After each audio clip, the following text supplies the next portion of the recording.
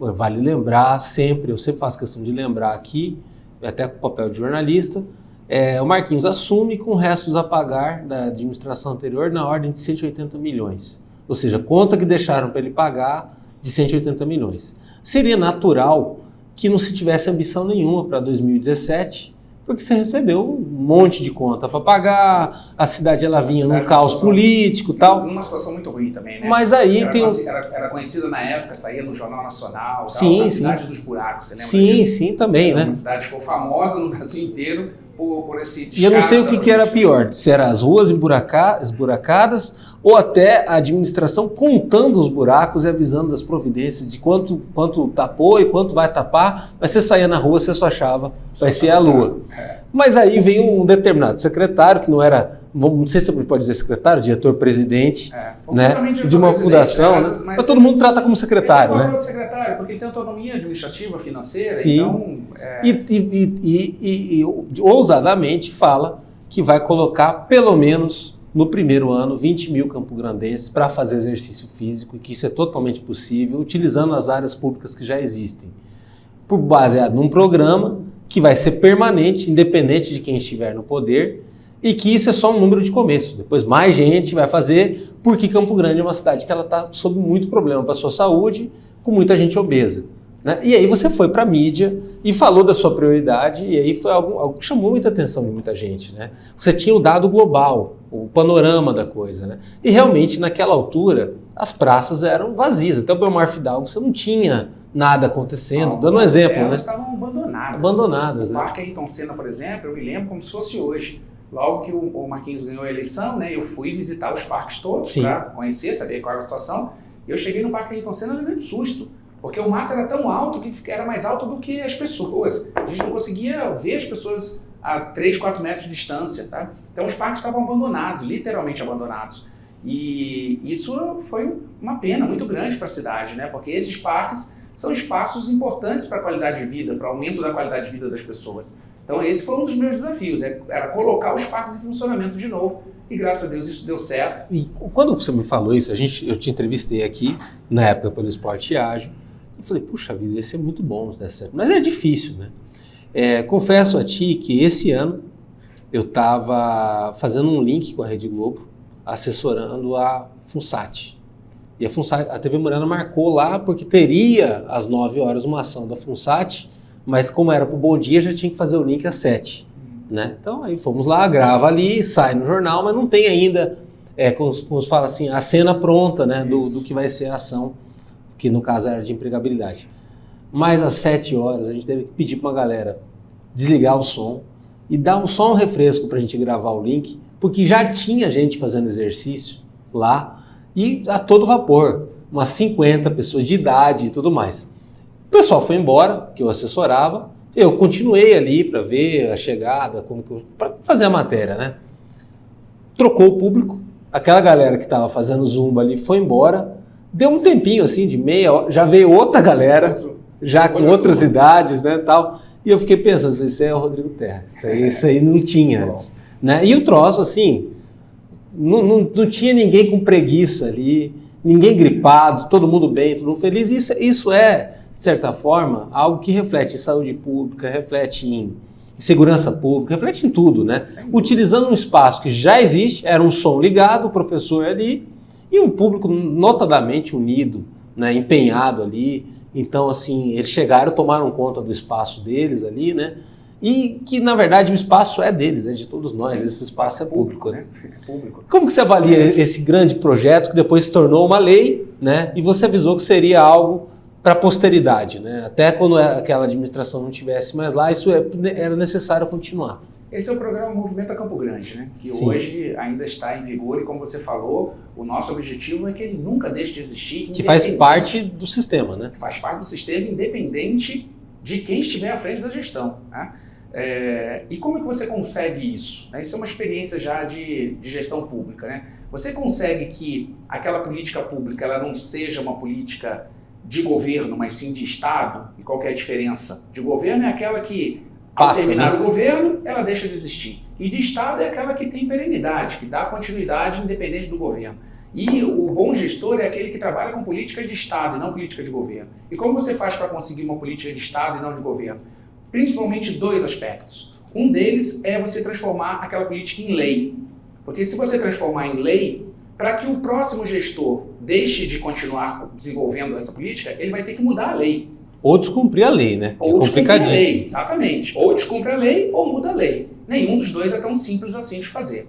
E o outro aspecto que é tão, ou até mais importante do que criar uma lei, é conscientizar a população de que aquele programa, de que aquele projeto não pode deixar de dar continuidade, porque aquele está mudando e melhorando a vida do cidadão daquela cidade. E a gente conseguiu as 2 coisas nesse caso. A gente tanto transformou em lei, então quer dizer, hoje qualquer gestor, para não dar continuidade, como você falou, ou tem que descumprir a lei ou tem que mudar a lei, mas mais importante do que isso, hoje a gente tem o cidadão campograndense entendendo que esse é um dos mais importantes projetos que a Prefeitura de Campo Grande desenvolve, que é melhorando a qualidade de vida dessas pessoas. Para você ter uma ideia, hoje eu não sei exatamente os números, mas quando eu deixei a FUNESP, nós tínhamos mais de 80 núcleos. O que significa o núcleo? Um espaço de atividades. Né?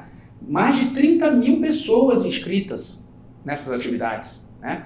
A gente tinha mais de 150 professores de educação física contratados pela FUNESP desenvolvendo essas atividades. Então mudou totalmente o quadro. Né? Como a gente estava falando, quando eu entrei os parques estavam fechados, abandonados. Quando eu saí a gente não só tinha recuperado todos os parques, reformado alguns deles, construído alguns espaços novos, por exemplo, a pista internacional de atletismo de Campo Grande foi construída na minha gestão. A gente conseguiu um recurso que já estava parado lá no Ministério do Esporte há muitos anos, a gente conseguiu recuperar e fez o projeto acontecer. E hoje é uma referência para o país. Piscina também, né? Se não me engano. Recuperamos as piscinas. A piscina olímpica, quando eu saí, eu deixei o recurso já garantido e o processo licitatório encaminhado. Eu confesso que eu não sei hoje em que pé está, mas tem um projeto de construir uma piscina olímpica com arquibancada, iluminada, aquecida dentro do Parque Ayrton Senna também. Então eu não sei exatamente em que nível está esse projeto, em que fase ele está, mas quando eu saí de lá, eu deixei o projeto aprovado, recurso garantido e o processo de licitação sendo construído. Mas uma coisa que você falou na época é que as pessoas ocupando espaços fica mais fácil de preservar. Né? E é justamente o que aconteceu. Mesmo assim, a gente sabe que a manutenção no serviço público ela é um desafio. Né? Tem uma hora que ela oscila, e aí quando vai arrumar de novo, às vezes já está meio estragado e tal. Mas as pessoas ocupando aquilo ali ajuda muito na antidepredação, né? Pelo Com menos. certeza. Né? Você ajuda na preservação, quando o espaço é ocupado, bem ocupado, que as pessoas estão felizes lá dentro, elas cuidam daquele espaço. Elas não deixam que as pessoas destruam o espaço público, né? Então, além de ele ser preservado, você também garante mais segurança, porque ele está ocupado, ele está iluminado, ele sempre tem gente, né? E principalmente, você dá oportunidade para que as pessoas, de forma gratuita, tenham um espaço de convivência, um espaço para fazer atividade física. E até a autoestima dela com relação à região, né? A autoestima dela. O meu mestrado em educação, que eu fiz aqui na UCDB, como eu lhe falei, a minha dissertação de mestrado foi estudando o projeto do Parque Ayrton Senna na época do governo Zeca. Para quem não lembra e não sabe, foi no governo Zeca que o Parque Ayrton Senna foi inaugurado. Ele já tinha sido construído na gestão do ex-governador Pedro Pedrocian, mas ele não tinha sido inaugurado ainda. Sim. Então, no governo Zeca... Só estava cercado. Né? Estava só cercado. Tá? No governo Zeca, a gente não só inaugura, como constrói aquele complexo ali dentro, que isso não é da administração do Pedrocian, que são aquelas piscinas, aquela parte coberta, as salas de aula, todo aquele complexo ali dentro foi construído na época do governo do Zeca. Na verdade, o governo do Zeca ele também faz o Jacques da Luz, não é isso? Exatamente. São 2 parques que Campo Grande ganha de um governo do estado. 3. Né? 3, né? O Parque Ayrton Senna também, o Parque das Nações Indígenas também não estava pronto. Verdade, quem também entregou foi o Zeca. Foi o Zeca. Inaugurou o Pedrocian, mas ninguém usava. O governo Pedrocian, ele fez os parques, o Nações Indígenas, o Jacques da Luz e o Ayrton Senna. Ele chegou até a inaugurar, se eu não me engano, o Nações Indígenas, mas Sim. ele não estava sendo utilizado, ele estava fechado. Tá? O governo Zeca, ele coloca os 3 parques em funcionamento. E além de colocar os parques em funcionamento, ele constrói equipamentos dentro dele. Sim, porque criou temporadas populares, aquela parte redonda. Temporadas populares ali, né? O museu foi finalizado na época do governo do Zeca. O Parque Jacques da Luz, para quem não sabe, todo aquele complexo, as piscinas, a parte coberta, as salas, foi na administração do governo do Zeca. O estádio das Moreninhas foi na administração do governo do Zeca. E aí, Também quero dizer que foi na minha administração, né? Na administração do governo do Zeca como governador, mas na minha administração como presidente da Fundesporte e depois secretário de Juventude, Esporte e Lazer. Então todos esses parques, eles já existiam, foram construídos na época do governo Pedro Pedrocian, mas eles estavam parados e eles foram colocados em funcionamento e remodelados, modernizados, construídos outros equipamentos na administração do governador Zeca, porque na época esses parques eram administrados pelo governo do estado. Quando o governador André Putinelli entra, ele repassa esses espaços todos para a prefeitura de Campo Grande. Então foi uma grande coincidência, né? Eu administrei os parques quando eles eram do estado, foi repassado para o município e depois eu volto a ser secretário de novo e resgato de novo todos os parques. E nós esquecemos de o Guanandizão. O Guanandizão, quando o Zeca assumiu, ele já existia, já funcionava, tal, mas ele estava abandonado e precisava de uma obra de recuperação inteira, que no governo do Zeca também foi feito e a gente entregou de novo o Guanandizão para a sociedade. E depois, como diretor-presidente da Fundesport, da Funesp, é também um grande desafio que você faz, devolver de novo o Guanandizão após uma reforma, que custa um pouquinho, 1 ano e meio, alguma coisa assim, né? E já estreia com o circuito do vôlei do Brasil, hoje traz a seleção brasileira, se eu não me engano. A seleção brasileira nós trouxemos na época da Fundesporte. Foi o maior evento esportivo, acho que da história do Guanandizão. Nós fizemos 2 jogos do Brasil aqui, na Liga das Nações, né?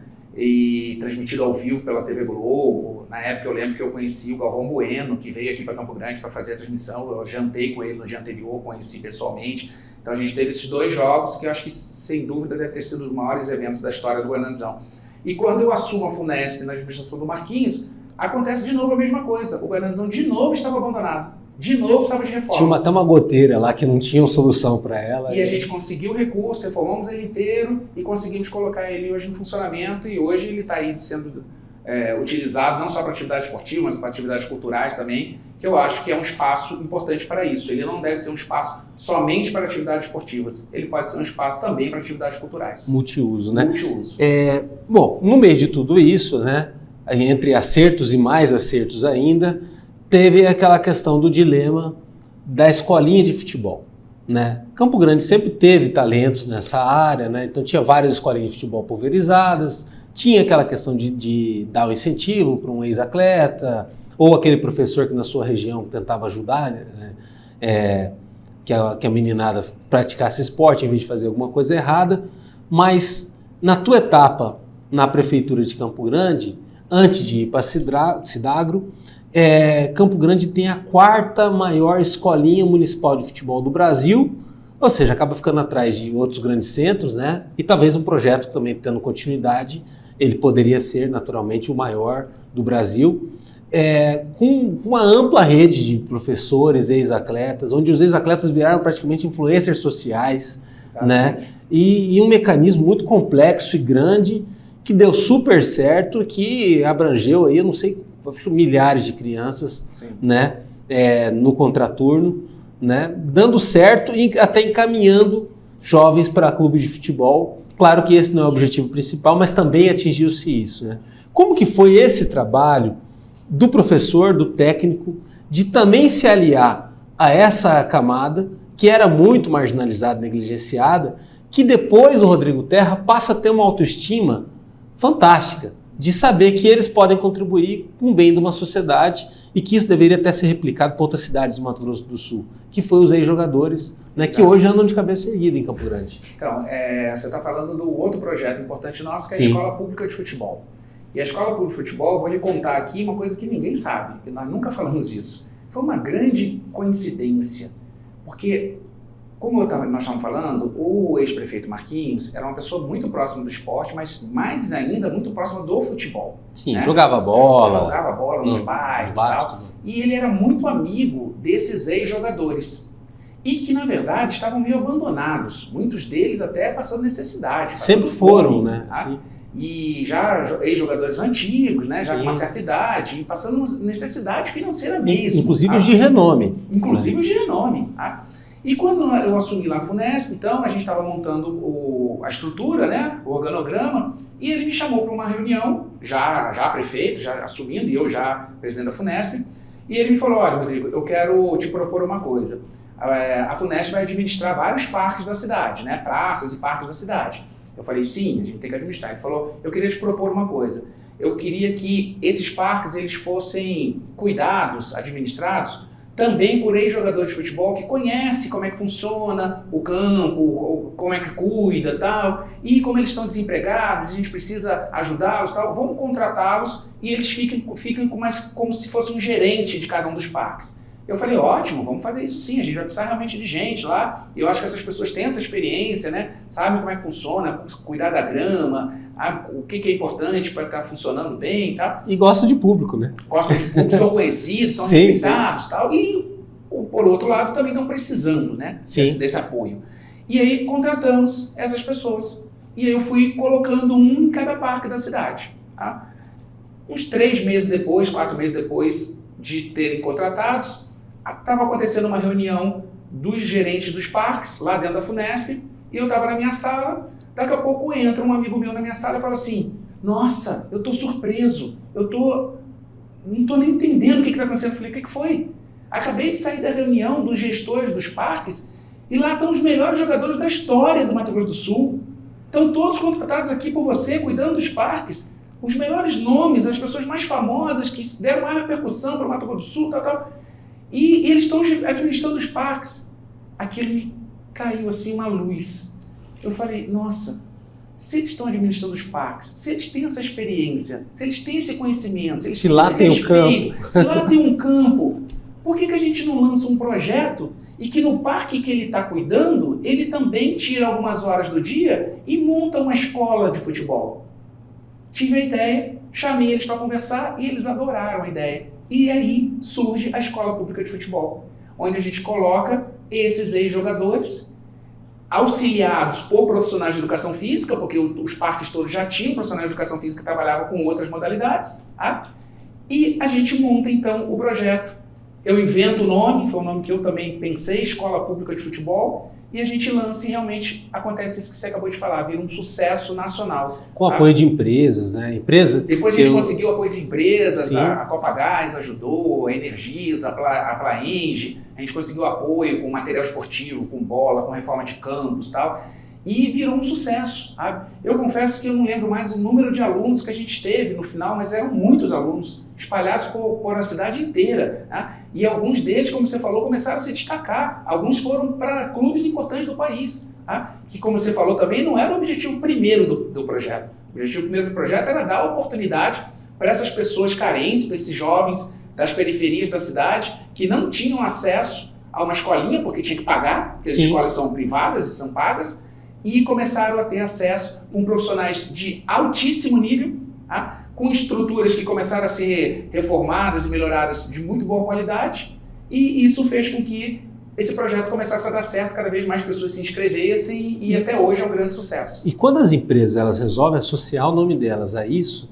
também mostra que dá certo, né? É uma chancela importante. Né? Sem dúvida. Eu lembro, eu fui entrevistar o Gonça, né? Naquele parque do Taverópolis, naquela praça ali, que foi um estádio. Isso, já foi um estádio. Pelé jogou lá. Isso. E aí ele estava lá, né, dando a aula dele para a moçada, e ali conversando a história dele, e alguns escutando ele contar as coisas que ele passou, mostrando fotos, outros participando do treinamento, e tinha o professor auxiliando, e aquilo ali com vida, né? Com uma outra atmosfera, que se não fosse isso, estaria abandonado. Lá no fundo, plaquinha do Sicredi, lá no fundo, a plaquinha da Plaenge, né? E gente caminhando também e tal, quer dizer, o ideal, né, do que se deve ter numa cidade saudável, né? Exatamente. Você sempre falava isso. Você trouxe um dos nomes mais importantes, né? O Gonçalves foi uma das maiores figuras esportivas da história do nosso estado e uma pessoa sensacional, e foi uma das pessoas que estava passando necessidade, com dificuldade, e que com esse projeto não só melhoraram a questão financeira da vida dele, mas voltou até vontade de sair de casa, de trabalhar, de ter contato de novo com as pessoas. E o respeito, né? O respeito, e principalmente desenvolver uma atividade que ele domina como quase ninguém, né? Que é ensinar como praticar futebol.